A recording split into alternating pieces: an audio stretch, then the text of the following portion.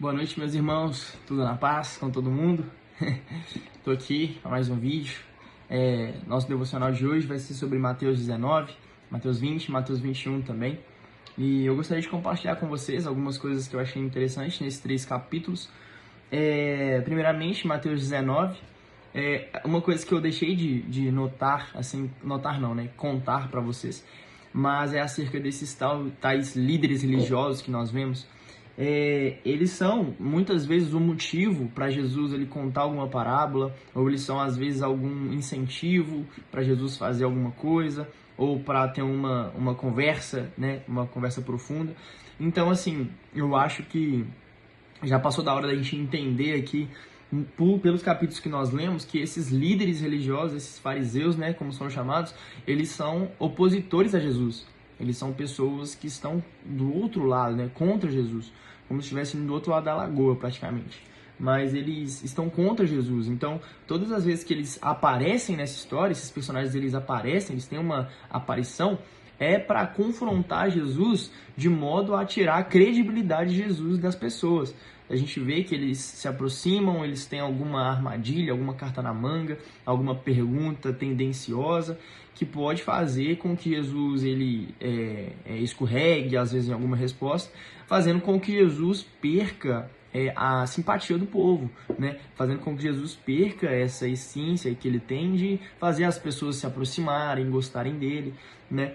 Então, eu acho esses líderes religiosos os grandes opositores, né, de Jesus. E eu acho que é muito interessante a gente notar que o povo que estava subjugado nessa época era o povo judeu. Quem subjugava o povo era o povo romano, né? O Império Romano. Ele dominava, né, sobre as pessoas, sobre o povo judeu no geral, sobre os impostos, enfim. E as pessoas, os judeus, eles consideravam aquele povo romano como inimigos, né? Como inimigos. Tanto que a espera pelo Messias era exatamente para livrar eles, para vencer o Império Romano, né?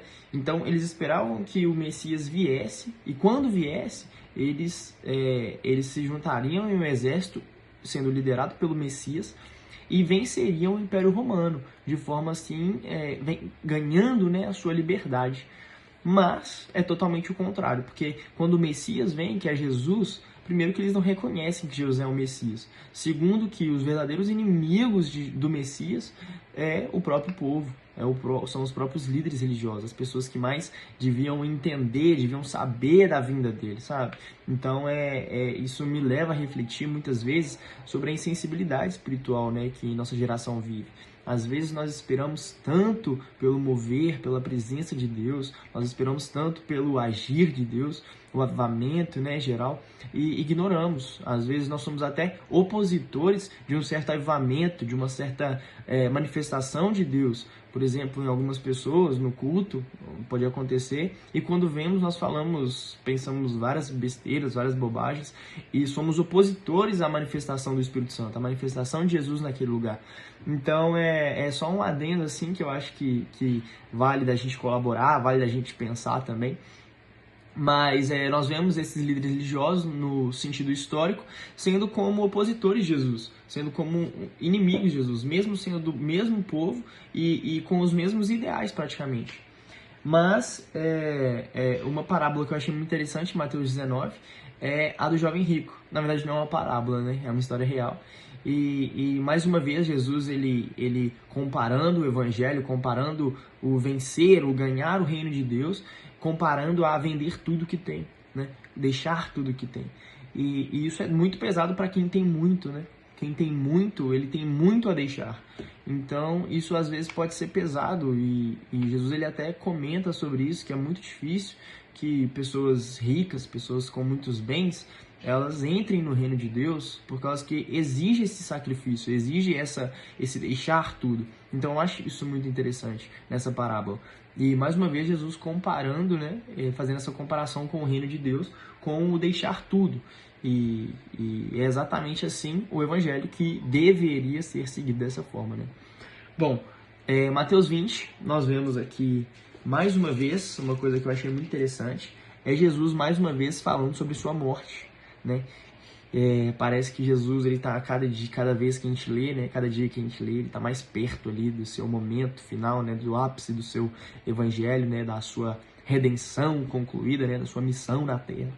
Então, cada vez que a gente vai lendo, nós vemos, às vezes, Jesus também ficando mais tenso, né, o clima ficando mais acalorado. Nós vemos aqui uma parábola que aconteceu de verdade, né, sobre a figueira, né, e a figueira, e parece que Jesus, ele, não sei, toma uma atitude ali, meio sentimental, sabe, em cima daquela figueira e tudo. Enfim, o que eu quero dizer é que parece que quanto mais nós vamos decorrendo essa história, a morte de Jesus, o sentido para que Jesus veio, ele vai se aproximando. E a gente pode estar perto aí de chegarmos nesse lugar, de chegarmos nesse capítulo e vermos, né, sobre esse evangelho estampado a partir da morte de Jesus. Isso eu achei super interessante. Eu também vejo, né, sobre aquela parábola do... eu também vejo muito sobre aquela parábola dos trabalhadores na vinha, né, em que nós vemos realmente uma parábola muito bacana sobre serviço, sobre servir, né, sobre estar ali perto de Deus, fazer as coisas de Deus, né, em prol do evangelho, em prol do reino. E eu acho que esse é um baita diferencial. Mateus 21. Em Mateus 21, nós vemos aí Jesus, ele já na semana de sua morte, né, já perto ali da festa da Páscoa, ele participando ali, indo para Jerusalém, né, porque os judeus, eles tinham isso de quando estava chegando perto da Páscoa, eles iam para Jerusalém para comemorarem lá, né, a Páscoa, enfim. E você tinha que levar um sacrifício para o templo de Jerusalém e tudo, enfim, tinha todo esse ritual, né, esse ritualístico aí judeu. E aí Jesus, ele entra em Jerusalém, né? E isso é muito interessante porque exatamente as pessoas que estavam contra Jesus estavam nesse lugar, em Jerusalém. Estavam no templo de Jerusalém. Então Jesus, ele meio que vai até as pessoas que queriam pegar Jesus, sabe? E isso é muito interessante. Quando nós lemos lá em Isaías, nos profetas que profetizavam sobre Jesus, falando exatamente que ele se deu, né? Ele se entregou por nós. E isso é muito interessante por causa que Jesus, ele literalmente vai até as pessoas que estavam perseguindo, que estavam caçando Jesus. Então ele vai dessa forma, e quando ele chega em Jerusalém, ele é recebido de forma assim, meio acalorada, né? Tipo assim, pessoas carinhosas gritando Hosana, Hosana ao Filho de Deus e tudo, Hosana nas alturas. E isso é muito legal de ver que nosso personagem principal, ele tem essa importância, sabe? Esse governo, essa como é que fala? Mas essa importância mesmo, esse sentido para as pessoas, sabe? Não só para nós, Jesus, ele é o rei, ele é tudo que ele representa para nós, mas para aquelas pessoas em especial, ele representava muita coisa. Talvez de forma errada, mas de qualquer forma, ele representava algo especial naquele lugar. E era isso que incomodava tanto os líderes religiosos e até a oposição dele.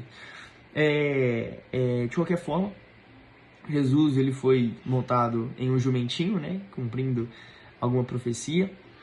E é muito legal a gente parar para pensar que o rei, né, tal rei, ele foi montado numa jumentinha, entrando em Jerusalém, onde seria praticamente seu matadouro, onde as pessoas estavam esperando ele chegar para matar ele, para pegar ele. Então, nós vemos Jesus aí nos seus passos finais, né, mostrando sua humildade, mostrando sua compassividade, mostrando que Jesus, ele realmente estava ali para uma missão e que ele não ia amarelar de jeito nenhum. Por mais tenso que fosse, por mais angustiante que fosse, Jesus estava ali presente, Jesus estava ali para uma missão, e ele não parou. Por mais indiferente que fosse, por mais difícil que fosse, Jesus não para, Jesus continua, e Jesus vai até o lugar que ele deveria ir. E ele ali, creio que os próximos capítulos vão ser definitivos, assim, vão ser muito cruciais para essa história. Então, não deixem de acompanhar, tá bom? Não deixem de ler. Sei que às vezes, hoje está cansativo e tudo, mas não deixem de ler. Eu tô gostando muito da história, tá?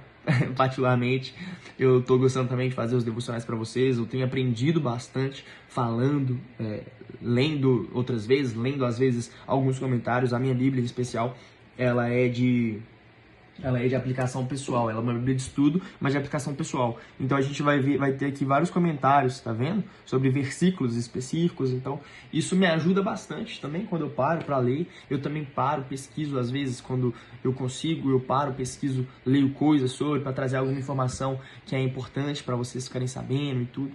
Mas enfim, é isso, Mateus 19, 20, 21.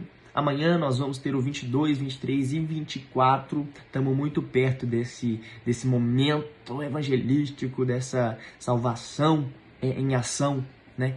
Mas é isso, galera. Fiquem com Deus, viu? Deus abençoe aí a família de vocês. Deus abençoe os amigos de vocês, os irmãos, tá? Como vocês estão na escola, no trabalho de vocês, beleza? Que Deus continue abençoando, que vocês continuem honrando a Deus, que vocês continuem estando perto de Deus, querendo mais da palavra dele, tá? Eu sei que Deus, ele tá amando isso que nós estamos fazendo, porque nós estamos buscando mais dele. Nós estamos buscando entender mais ele, tá bom? Isso faz toda a diferença no nosso sentido espiritual. Ok? Gente, então é isso. Vocês fiquem com Deus aí. Não desista de jeito nenhum. Se você desistir, eu vou te pegar. Eu vou chamar minha gangue e vou pegar vocês. Tá bom? Um beijo. Com Deus.